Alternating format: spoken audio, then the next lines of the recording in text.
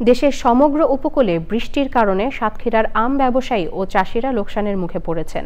সাতক্ষীরা থেকে আবুল কালাম আজাদের তথ্যচিত্রে আল মুকসিদের রিপোর্ট। সাতক্ষীরার উপকূলে শক্তি ও মান্থা নামের দুই ঘূর্ণিঝড় ও টানা বৃষ্টিতে ম্যাঙ্গো হেভেন খ্যাত সাতক্ষীরার আম ব্যবসায়ীরা লোকসানের মুখে পড়েছেন। টানা 8 থেকে 10 দিন বৃষ্টিতে আম গাছের মধ্যেও নষ্ট হচ্ছে, পাকা আমগুলো, এবং মাটিতে পড়তেছে, একটু বাতাস হলে একটু পানি পড়লে নিচে চলে আসছে। চাষিরাও ব্যাপক ক্ষতিগ্রস্ত। চাষিরা ক্ষতিগ্রস্ত মানে আমরা ক্ষতিগ্রস্ত, আমাদের ব্যাংকের লোন নিয়ে এবং বিভিন্ন সমিতির লোন নিয়ে তাদেরকে দাদন দেয়া। স্থানীয় আম ব্যবসায়ী ও চাষিরা বলছেন, ব্যাংক ও বিভিন্ন সমিতি থেকে ঋণ করে সারা বছর আম বাগান পরিচর্যা করেন তারা, কিন্তু অবিরাম বৃষ্টিতে বোটা থেকে ঝরে পড়ছে সেসব আম।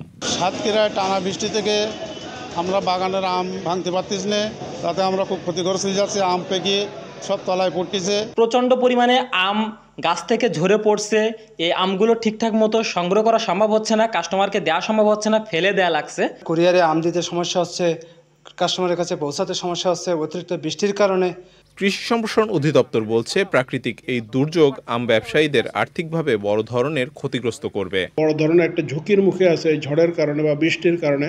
ফলে এখন কিন্তু আম পাড়ার ব্যাপারে কৃষকরা দ্রুত একটু মনোযোগ দেবে এবং দ্রুত আমটা পেড়ে ফেলার চেষ্টা করবে। এটা যেটা হতে পারে, একসাথে অনেকগুলো আম মার্কেটে আসায় যে দামটা ধীরে ধীরে আসলে যে দামটা পাওয়া যেত সেটা একটু কমে আসতে পারে।